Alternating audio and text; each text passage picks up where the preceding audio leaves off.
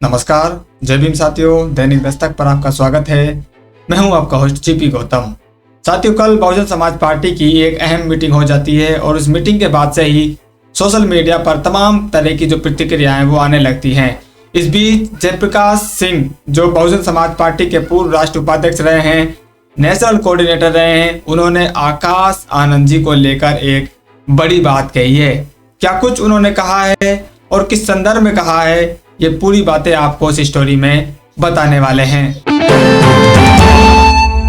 30 नवंबर 2024 Bahujan Samaj party की उत्तराखंड और UP state को लेकर एक गहन समीक्षा मीटिंग का आयोजन किया जाता है, जिसको बहन जी के द्वारा संबोधित किया जाता है। और इस महत्वपूर्ण बैठक में यूपी और उत्तराखंड के तमाम वरिष्ठ पदाधिकारियों के अलावा अन्य जो विशेष पदाधिकारी है बहुजन समाज पार्टी के, वे लोग इसमें शामिल होते हैं। उत्तराखंड और यूपी को लेकर जो भी काम बहन जी ने पूर्व में सौंपे हुए हैं, उन सभी कार्यों की यहाँ पर समीक्षा की जाती है। साथ ही बहन जी ने बहुत सारी बातें इस मीटिंग को लेकर कही हैं, वो हम आपको अगली स्टोरी में बताने वाले हैं। इस मीटिंग के बाद जैसा हमने आपको पहले बताया, तमाम तरह की जो चर्चाएं हैं वो शुरू हो जाती हैं, क्योंकि बहन जी ने इस मीटिंग में कुछ भी ऐसी बातें नहीं कही हैं जिनके कयास लग रहे थे। प्रभारियों को लेकर जो बड़ी बड़ी बातें हो रही थी, प्रभारियों पर बहन जी ने कुछ भी नहीं बोला है। और जो भी नेताओं की अदली बदली के बारे में चर्चा चल रही थी, उनके बारे में भी कोई बड़ी बात नहीं आई है। लेकिन कोई बात आई है तो वो बात आई है बहुजन समाज पार्टी के पूर्व उपाध्यक्ष जयप्रकाश सिंह जी की तरफ से, क्योंकि उन्होंने इशारों में बिना नाम लिए आकाश आनंद जी पर बड़ी बात कही है। आप पहले सुनिए उन्होंने क्या कहा है, फिर हम आपको इनके पीछे उनका मकसद क्या हो सकता है और किस संदर्भ में वो इस बात को कहना चाहते हैं। क्या वाकई उन्होंने आकाश आनंद जी की ये बातें कही है, इस बारे में आपके सामने चर्चा करेंगे। तो सुनिए पहले जयप्रकाश सिंह जी क्या कह रहे हैं। इतना समय, संसाधन, आशीर्वाद अगर जयप्रकाश को मिल जाता तो अब तक कई राज्यों में सरकार बन जाती। नोट, 7 साल का अमूल्य समय व्यर्थ निकल गया। आज समाज मूवमेंट चौराहे पर खड़ा हुआ महसूस कर रहा है। मिशन 2027, जय भीम, जय भारत, जय काशीराम, जय भगत सिंह। तो सुना साथियों आपने, जयप्रकाश सिंह जी ने यहाँ पर कहा है, जितना पैसा, जितना समय, जितने संसाधन किसी और पर खर्च हुए हैं, उन्होंने यहाँ पर किसी का नाम नहीं लिया है, लेकिन आप जानते हैं उनका इशारा किस तरफ है, किस व्यक्ति की तरफ है, किस नेता की तरफ है। अगर उतना समय, संसाधन मुझे मिल जाता तो कई राज्यों में बहुजन समाज पार्टी की सरकार बन जाती।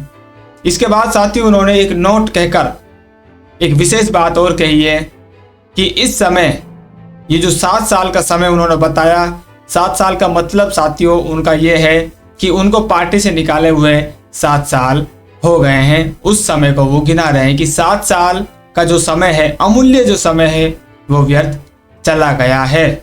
और इस समय जो मिशन मूवमेंट है वो चौराहे पर खड़ा है। अब साथियों उन्होंने 2 बातें कही हैं। अगर वो 7 साल से पार्टी में अंदर रहते तो कई राज्यों में अब तक सरकार होती। दूसरा, इस समय जो मिशन है वो चौराहे पर खड़ा हुआ है। आप इन दोनों बातों में कितनी सच्चाई मान रहे हैं और कितनी सहमत हैं आप जयप्रकाश जी की बातों से? अपनी राय साथियों आप अभी कमेंट करके जरूर बताएं। अब इनकी एक एक करके दोनों बातों का विश्लेषण करते हैं कि इसमें कितनी सच्चाई हो सकती है। इसमें कोई दो राय नहीं है साथियों, इस समय जो मिशन मूवमेंट है उसकी जो राजनीतिक ताकत है वो जरूर कमजोर हुई है, लेकिन इसको आप मिशन मूवमेंट को कमजोर होना नहीं कह सकते, क्योंकि आज विपक्षी पार्टियां आपके नेताओं को, आपके महापुरुषों को कंधों पर ऊंचे घूम रही हैं, क्योंकि उनके नेताओं में, उनके महापुरुषों में वोट की ताकत नहीं है। जिस सामाजिक परिवर्तन की बात बहुजन समाज पार्टी करती है, उसका ये एजेंडा है, उसका पहला और आखिरी एजेंडा यही है, सामाजिक परिवर्तन और आर्थिक मुक्ति।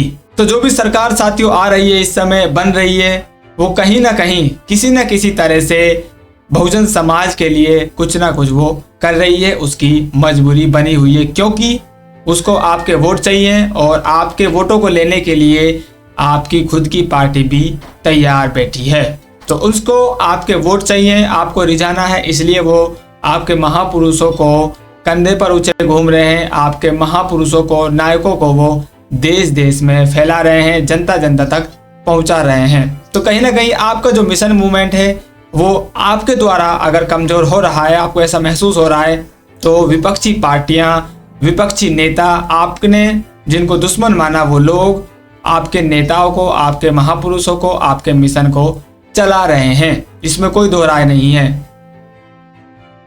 दूसरा, 7 साल जो बर्बाद होने का समय साथी वो बता रहे हैं, आप मान सकते हैं कि उनके 7 साल बर्बाद हो सकते हैं, लेकिन उन्होंने 7 साल बहुत कुछ काम भी किया है, वो निठल्ले नहीं बैठे हुए हैं। उन्होंने बहुजन समाज पार्टी के पक्ष में वोट भी मांगे हैं, उन्होंने काम भी किया है, उन्होंने चौराहे पर जाकर, गली गली मोहल्ले में जाकर कैडर कैंप भी किए हैं। बहुजन समाज पार्टी के जो कार्य सरकारों में रहते हुए उन्होंने किए हैं, उन कार्यों को भी उन्होंने गिनाया है और उसके लिए वोट मांगा है, लेकिन उनकी अपील की भी कोई ज़्यादा वैल्यू लोग बाग नहीं समझ रहे हैं। इसके पीछे क्या कारण है? क्या जयप्रकाश सिंह जी ईमानदार नहीं है अपने कार्य में? क्या जयप्रकाश सिंह जी की बात को लोग वैल्यू नहीं दे रहे हैं, उनकी बातों को इग्नोर कर रहे हैं? ये भी साथियों बहुत सारे सवाल हैं जो जयप्रकाश जी को खुद से भी पूछने चाहिए। और बड़ा सवाल साथियों ये है, 2003 तक तो मान्यवर साहब कांशीराम जो इस बहुजन मिशन के नायक हैं, बहुजन समाज पार्टी के जन्मदाता हैं, उन्होंने 2003 तक एक्टिव रूप से काम किया। उनके काम करते रहते भी सिर्फ उत्तर प्रदेश में सरकार बन पाई। जब उनके गुरु, उनके आइडियल बहुजन नायक खुद सक्रिय थे, जब हमारी उत्तर प्रदेश में एक बार सरकार बनती है, सिर्फ एक राज्य में सरकार बनती है, और उनके चेले, उस पार्टी से अपनी पहचान बनाने वाले लोग कह रहे हैं कि अगर हमको ये 7 साल मिल जाते तो हम कई राज्यों में सरकार बना देते। तो बहुत बड़ी बातें हैं साथियों जो प्रकाश सिंह ने यहाँ पर कही हैं, और कहीं ना कहीं बिना नाम लिए उन्होंने आकाश आनंद जी पर सीधा हमला बोला है, और उन्होंने कह दिया है, यहाँ पर साबित करने की कोशिश की है कि आकाश आनंद जी में दम नहीं है, उनके बस का इस मिशन को चलाना नहीं है, वो बहुजन समाज पार्टी को नहीं चला सकते हैं, बहुजन समाज पार्टी को वो रिवाइव नहीं कर सकते हैं, वोट बैंक वो नहीं बढ़ा सकते हैं, लोकसभा में, विधानसभा में वो सीटें नहीं जीता सकते हैं।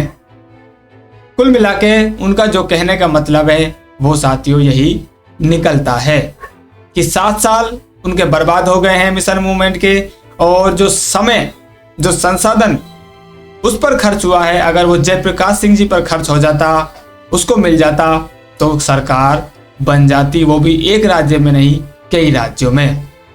तो इस दावे पर साथियों आप कितनी सच्चाई मानते हैं और जयप्रकाश सिंह की बातों में कितना दम आप मान रहे हैं? अपनी जो राय है साथियों कमेंट करके जरूर बताएं। फिलहाल इस अपडेट में इतना ही, मिलते नई अपडेट में, तब तक के लिए जय भीम।